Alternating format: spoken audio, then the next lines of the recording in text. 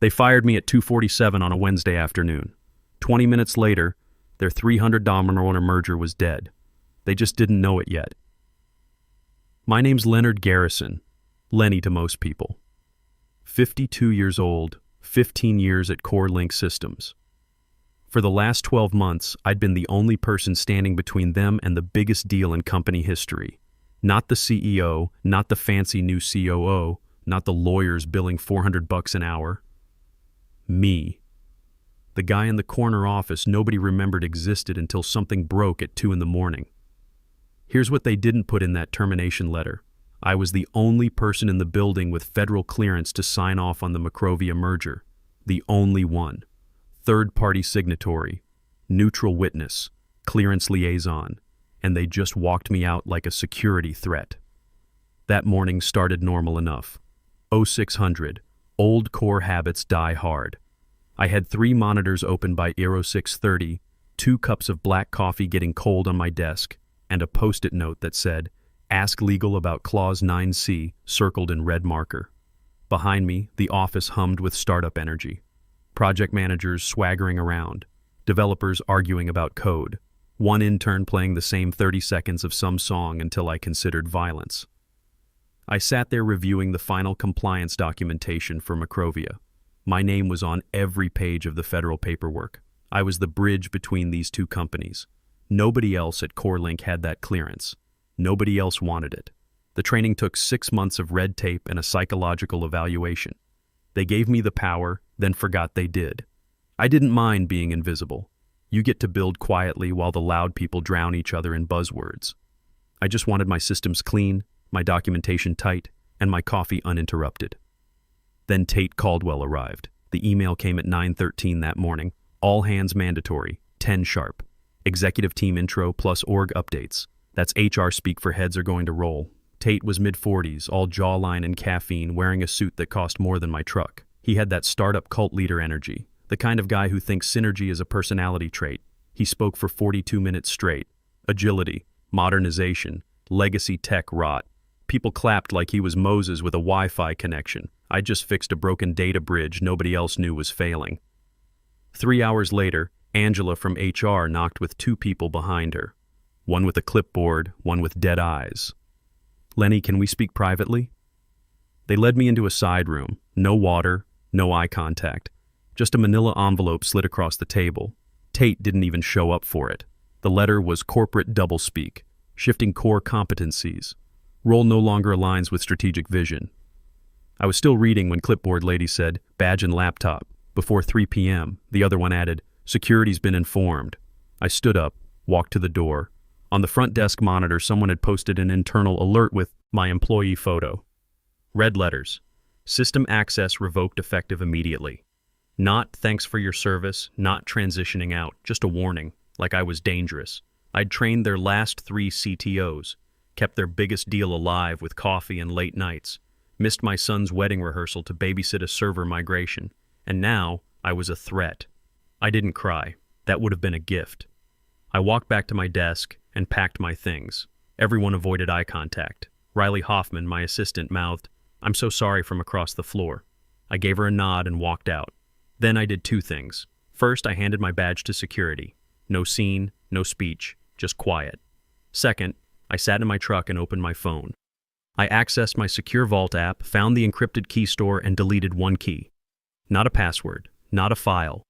A key store entry tied to my personal clearance certificate, the one used in every Macrovia integration handshake. Without it, the system couldn't verify my identity for third-party sign-off.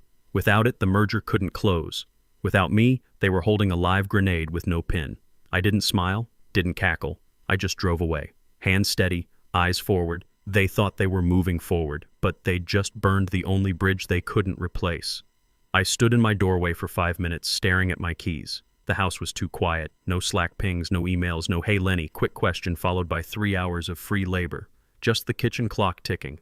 The box of my office life sat on the table. A mug that said "I void warranties." A notebook full of VPN tunnels and margin notes. A tin of mints from late-night system tests. All of it felt alien now. I went straight to the basement workshop, past the half-finished bookshelf, behind the toolbox. There was an old fireproof file box. I dragged it out and flipped through tabs. Legal, clearance, protocols, red flags. Then I pulled out the folder marked contingency. I'd prepped it 2 years ago. Not paranoia, just attention. You don't sit in merger calls for 12 months, listen to executives lie about redundancy planning, and not prepare for the moment they decide you're optional. The folder was thick, too thick for someone supposedly obsolete. I found what I needed, the original Macrovia protocol checklist, my name on every page. Certified third-party liaison, neutral clearance authority. I flipped to the last section, Clause 9C.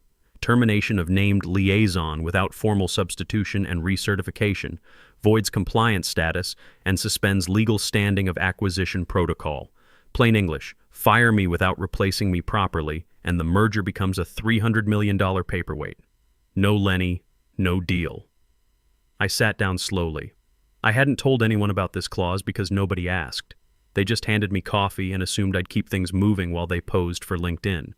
Not anymore. This wasn't grief, this was precision.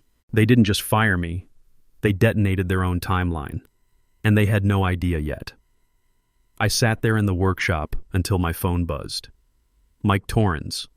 We'd served together 20 years ago. Different branch, same shit. He'd gotten out, built a consulting firm in Denver. We talked maybe twice a year. Always picked up where we left off. Heard you got walked out, he said. No hello. Word travels fast in certain circles. How'd you hear? Troy Kimball.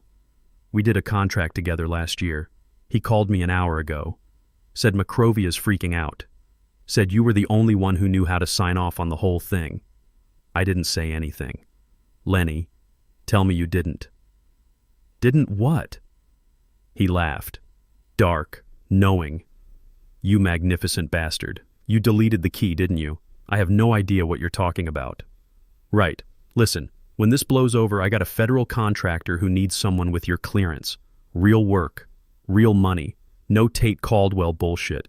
I'll think about it. You do that. And Lenny, they should have known better. You're the guy who shows up. Always have been. He hung up. I sat there looking at the phone. Mike got it. Some people do. The ones who've been there, who've built things, who know what it costs when someone treats you like you're disposable. I wasn't alone in this. I just had to remember that. The call took less than 4 minutes. I didn't rehearse, didn't pace. Just sat at my workbench with the merger folder open beside cold coffee and dialed the number I knew by heart. Macrovia Compliance. This is Troy Kimball. His voice was chipper. Too chipper for a man standing on the edge of a $300 million pit. Hi, Troy. This is Lenny Garrison. Papers shuffled. A mouse clicked. Oh, hey, Lenny. I was just looking at your final checklist. We were expecting your last sign-off this week. You calling to confirm? I leaned back in my chair. Not exactly. Just wanted to check on something before I submit anything further. Another pause. Longer this time. Wait. You haven't submitted it? No. Okay, but why? His voice changed. The smile dropped. They terminated me yesterday. Silence. Like the air left the phone line. I'm sorry, what? No worries. It happens. Just thought you might want that information before proceeding. If you need formal notice, I can have my attorney draft something. He sounded like he was flipping through documents frantically. They fired you? I'm no longer employed at CoreLink. Badge revoked. Access disabled. Officially removed. But you're the named liaison. Your credentials are hardwired into the process. Your ID is in the acquisition binder. Interagency compliance flags are tied to your profile. We can't just switch you out. That's correct. I let him sit with that. I'll send formal notice shortly. Wouldn't want any ambiguity. I hung up. No flair, no dramatics. Just a clean cut through the spinal cord of their timeline. Then I called my lawyer, Patricia Brennan, former JAG. Officer didn't even ask why until page 3 of the termination letter. She understood. Military precision applied to corporate warfare. By then, she was already drafting a statement for Macrovia's legal team. Leonard Garrison no longer represents CoreLink Systems in any formal or advisory capacity, effective immediately. The moment they received it, the brakes screeched. Macrovia halted all final signatures, froze the merger account, paused fund authorizations and escrow triggers. I got a system alert 5 minutes later. Secure access handshake attempt failed. Key mismatch. Yeah, that's going to keep happening. Then I did something petty. I texted Riley. They might want to check Clause 9C. Just a thought. Hope you're doing okay. No emoji, no signature, just that. 3 minutes later, what the hell is Clause 9C? Everyone's freaking out. Did you hear something? I didn't answer. Let her figure it out. It wasn't cruelty, it was education. I stared out the workshop window. The sun had dipped behind the neighbor's roof. The house across the street still had Christmas lights blinking in March. Different uniform, same game. Stay calm. Execute the plan. No heroics. They hadn't just handed me leverage. They'd gift-wrapped it. I didn't need to shout. I didn't need revenge. I was the consequence. Tomorrow Macrovia would notice, and the screaming would begin. By Friday morning, storm clouds parked over CoreLink's headquarters. The merger signing was scheduled for 10 a.m., full executive circus, polished shoes, power ties, legal briefs lined up like dominoes. Macrovia's delegation was supposed to roll in and press pen to paper, but 10 o'clock came and went. No Macrovia, no delegation, no signatures, just silence. At 10:12, Tate stood at the front of the executive conference room, nervously clicking a Sharpie. Well, you know how these legacy firms are. Slow, paper-heavy. We'll fix it internally. He repeated it like a prayer, except the problem was already internal. 3 floors down, someone had started whispering about Clause 9C. Riley couldn't help herself. She mentioned the clause to a junior analyst who went digging through the shared drive, found a copy of the original merger protocol I'd uploaded months ago, and sent a screenshot to a friend in legal. By 11:37, it was on Slack. By noon, the panic had legs. The general counsel stormed out yelling for signatory logs. HR was in meltdown. Legal started asking who signed off on my termination. The merger lead tried calling Macrovia and got stonewalled. We are currently reviewing internal documentation irregularities. Please stand by. Corporate speak for, you screwed up and we're not cleaning it up. At 6:04 p.m., my phone rang. Unknown number, decline. CoreLink CFO, decline. Third time, voicemail. Lenny, hi. Look, we just had a hiccup with the signing today. Could we connect briefly, just to clarify some details on the compliance chain? Nothing major, dotting I's. Call me. I played it once. Deleted it. They thought this was a hiccup. It was a lung collapse. I checked the Federal Liaison Registry. My name's still listed. No substitution filed. No recertification request. No alternate key. Without that key, Macrovia's automated signature sequence couldn't pass the compliance gate. No handshake, no merger, no exceptions. The more they panicked, the calmer I got, like watching a fire you didn't set, but you did remove the batteries from the smoke alarm. Riley texted again. They're freaking out. Legal blaming it. AT blaming legal. Tate says it's a temporary credentialing bug. This is insane. Did you do this? I sent back a period. Let them interpret it. I made myself a steak, watched some woodworking videos, answered emails for my other consulting gig, the one I'd kept on the side for 6 months, just in case. At 4 p.m., a mass calendar invite went out. Emergency all hands. 4:30 p.m., Conference Room Alpha. Realignment and roadmap discussion. Translation, damage control. That room was about to fill with buzzwords and flop sweat. I wasn't even on the guest list anymore. But I was watching, quiet, steady, letting the ripples spread. Monday morning at 9:06, the email landed. Subject: pending merger. Immediate compliance review required. Cold and bureaucratic. To whom it may concern. Due to the unplanned termination of the listed third-party liaison without replacement, Macrovia Group is formally pausing all executional aspects of the acquisition. Compliance obligations under Section 4.7 and 9C are currently unmet. Transaction is considered suspended indefinitely. 4 lines, no argument, no spin, the kind that makes CFOs drop their coffee. I was sitting at my workbench in jeans and flannel, pouring cream into my coffee, watching it happen in real time. The buzz on LinkedIn, finance blogs catching wind, a post from someone at Macrovia. Simply, always verify your bridges before you burn them. Perfect. Patricia sent off final documentation 30 minutes later. Fully notarized. blue ink, priority delivery. Mr. Leonard Garrison has no further professional, contractual, or advisory obligations to CoreLink systems, effective retroactively to the date of his termination. All compliance duties tied to the Macrovia transaction have ceased. She added a nice legal flourish about proprietary knowledge and third-party vendor independence. Patricia's a pro. She knew exactly what was coming. The minute that letter hit Macrovia's inbox, the door slammed shut. Legally, structurally, practically, they couldn't just hire someone new and pick up where I left off. This wasn't a PDF they could forward. It was a hand-stitched parachute, and I'd been sewing the cords. Rip me out, and they're falling with no drag. That afternoon, I registered Keystone Compliance Group, LLC. Took 11 minutes. Registered agent. Bank account pending. Just like that, Leonard Garrison was no longer an employee. I was an entity, a vendor, a firewall with a mailing address. My phone stayed silent. No more CFO calls, no desperate texts. But I knew they were talking. I could feel the boardroom tremors from 3 zip codes away. The whispers were starting. Did Lenny have side equity? Did he build the original bridge? Was he acting as a vendor this whole time? No, I wasn't. But they wanted to believe it, because otherwise they'd have to face facts. I was just a salaried guy they ignored until I became the keystone holding up their castle. Funny how people rewrite history when the present burns. I got a text from an unknown number that evening. Just 2 words.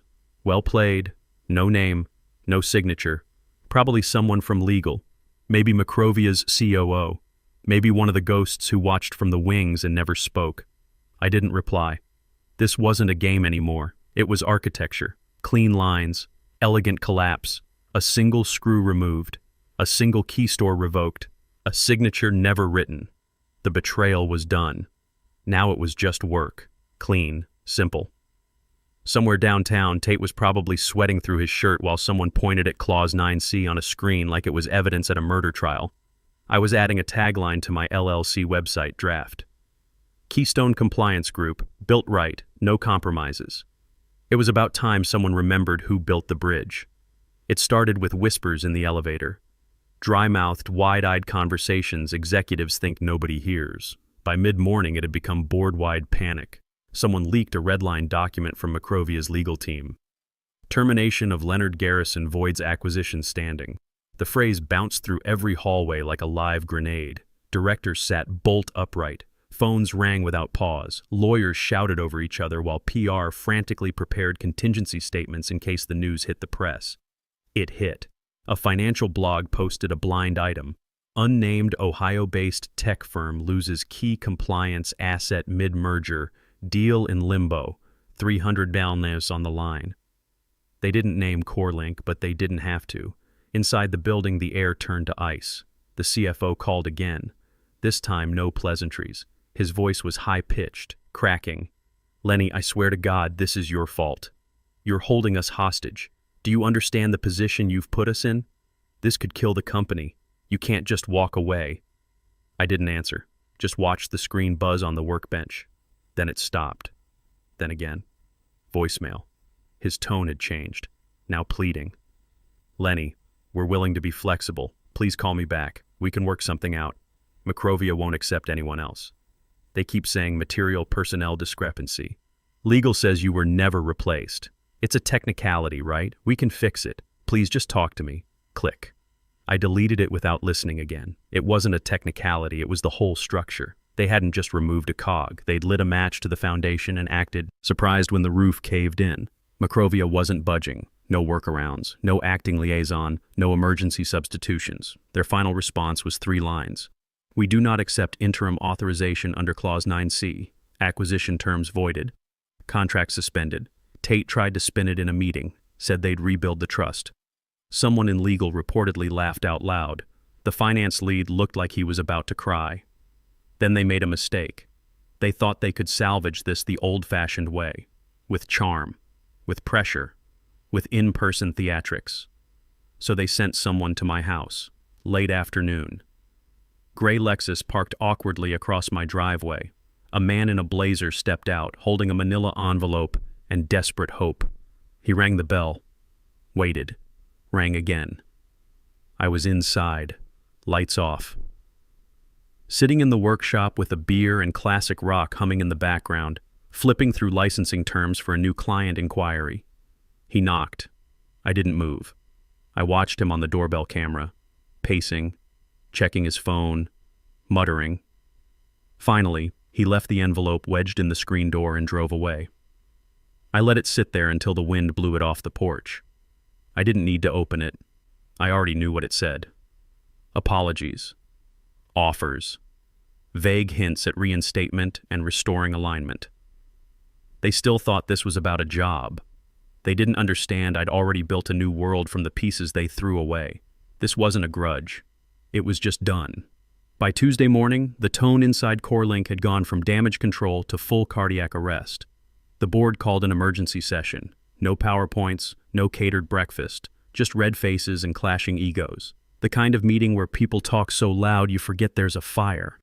Tate sat at the head of the table looking like he'd been hit by a truck. His swagger was gone. His voice cracked. He started with, "I think we may have underestimated the depth of Lenny's legacy role." He didn't get 6 syllables in before the lead investor, Oliver Dane, slammed a folder shut and leaned forward. "Who," Oliver asked quietly, "authorized termination without transition planning?" Dead silence. The general counsel looked at his shoes. The CFO went pale. One board member coughed into her sleeve like it might protect her. Tate tried again. It was a group consensus based on performance metrics and Oliver raised one hand. No more startup talk. No more buzzwords. A $300 million deal is dead. Macrovia made it clear they won't re-engage without Lenny's credentials. You didn't fire a developer. You severed a compliance artery. So I ask again, who signed off? The silence did the rest. Someone in PR had leaked a screenshot from the internal alert system. My photo. The red letters, system access revoked effective immediately. It landed on LinkedIn with the caption, "How you treat your veterans tells the rest of us everything." It exploded. Former employees chimed in. Clients quietly screenshotted it. Even Macrovia's CCO liked the post, which sent legal into a tailspin.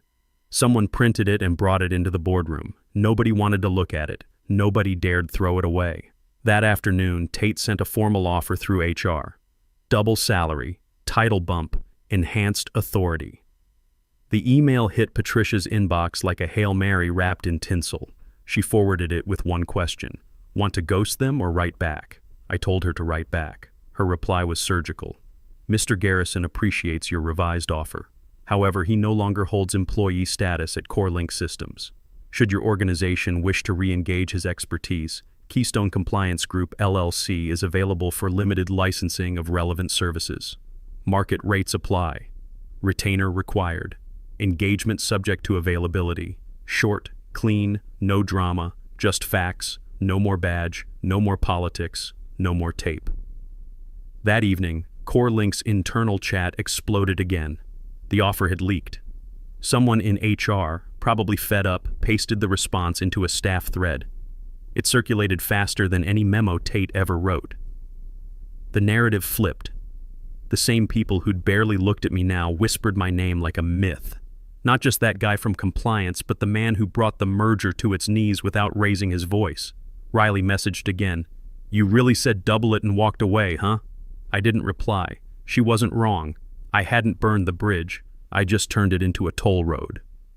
2 weeks after Riley's message, someone knocked on my workshop door at 8 p.m. I checked the camera. Tate Caldwell. No suit this time, jeans and a jacket. Looking smaller than I remembered. I opened the door but didn't invite him in. "Lenny, Tate, can we talk?" "We are talking." He looked past me at the workshop, the monitors, the half-finished bookshelf, the Keystone compliance paperwork on the bench. "I didn't know," he said finally. "I didn't know you were that important, that the whole thing would collapse without you. That was the problem. I'm sorry. For what it's worth. It's not worth much. But I heard you." He nodded, started to leave, turned back. "You could have told them, before you deleted the key. You could have warned someone. I could have. But would anyone have listened? He didn't have an answer for that. You know what the difference is between us, Tate? I spent 15 years building bridges. You spent 6 months burning them. Turns out one of those strategies works better." I closed the door. Through the window, I watched him walk back to his car. He sat there for a minute before driving away. I went back to my workbench. back to work. Some people learn, some people don't. Either way, wasn't my problem anymore. It ended not with a press release, but with a whimper. Macrovia officially pulled out on a Thursday morning. The statement hit the wire at 7:13 a.m. Due to unresolvable compliance gaps and personnel discrepancies, Macrovia Group has terminated its acquisition proceedings with CoreLink Systems. We wish all parties well. 4 sentences. Cold. Final. By 9 a.m., CoreLink stock was in freefall. $300 million in projected value gone like smoke. By noon, someone leaked the investor call transcript. It was brutal. The lead investor screamed. The general counsel deflected. Tate apparently left mid-call with the mic still hot. I watched the CFO resign via webcast. Pale, hollowed out, delivering the usual lines about new opportunities and family time like anyone believed he was fleeing anything other than a smoking crater. I never re-entered the building. Not when they sent another courier with a new offer. Not when the interim CTO asked for a quiet conversation over coffee. But I did answer the door Friday morning. A courier handed me a small package, no sender label, just a discreet return address I recognized from Macrovia's executive suite. Inside was a handwritten note on heavy cardstock. Next time they'll know who built the bridge. J. Coleman, CEO, Macrovia Group. Below it, my phone buzzed. LinkedIn connection request from the same name. No pitch, no ask, just recognition. The kind that doesn't come with confetti but lands like a gavel. I pinned the note to my workshop board, right between the old CoreLink badge and the Keystone Compliance Operating Agreement. Then I walked back to my workbench. My workshop didn't smell like burnt coffee and recycled ambition. It smelled like sawdust and control. 3 monitors lit up in front of me, none connected to Slack, none tied to anyone who could call me legacy. Keystone Compliance Group had just signed a 3rd client. One of them was CoreLink. They didn't want to, but they needed to. They were licensing one of the old integrations I'd architected, the very same infrastructure they'd deemed obsolete, now critical. And I controlled the access keys. I charged them 4 times the original rate. No complaints. Because this time, they knew. 3 months later, I drove to my son's new house on a Saturday afternoon. Danny met me at the door. "You actually came." Said I would. "Yeah, but you always said that before." He wasn't wrong. 15 years of, "I'll make it up to you," and last-minute cancellations. Emma was in a playpen in the living room, 8 months old, all gums and giggles. I picked her up. She grabbed my finger. "She likes you," Danny said. "Smart kid." We spent the afternoon in his garage. He'd bought some tools but didn't know how to set up a workbench. I showed him, measured twice, cut once. Old habits. "You seem different," he said after a while. "Different how?" "I don't know. Calmer. Like you're actually here." I set down the drill, looked at him. For 15 years I missed things because I thought I was building something that mattered. Turns out I was just building something for people who didn't give a shit. So now I'm building something for me, for you, for her. I nodded at Emma, asleep in the playpen. "The check for the down payment," Danny said. "That was from your new company? First client paid out last month." "The old company?" "Yeah." He smiled. "Jesus, Dad. Language. Baby's sleeping." When I left that evening, Danny walked me to the truck. "Thanks for coming. And for staying. I'll be back next month. We'll finish that workbench. I'll hold you to it." This time, I knew I'd show up. 6 months after the termination, I got an email from Riley. Subject line, update, and apology. "Hey Lenny, hope you're doing well. I left CoreLink last month. Got an offer from a startup in Austin. Better pay, better culture, and they actually seem to value experience instead of just talking about it. I wanted to apologize for not saying more when they walked you out. I was scared. I was young. I should have stood up. But I learned something watching what happened after you left. People who build things matter more than people who talk about building things. Anyway, if you ever need an assistant again, you know where to find me. And if not, I just wanted to say thank you for teaching me to document everything and for showing me what it looks like when someone knows their worth. Take care. Riley." I read it twice. Then I wrote back. "Riley, no apology needed. You did what you had to do. Glad you got out. Keep building and keep documenting. Lenny." I didn't offer her a job. She didn't need me to. She'd already learned the lesson. A year after I started Keystone Compliance Group, I had 12 clients. 4 of them were former CoreLink competitors. 2 were companies Macrovia had introduced me to. 1 was the federal contractor Mike Torrens had connected me with. I worked from my workshop, set my own hours, took Fridays off to work on the bookshelf I'd been building for Danny's house. Some mornings I'd see LinkedIn posts from CoreLink, new hires, new initiatives, rebuilding stronger than ever. Tate Caldwell was gone.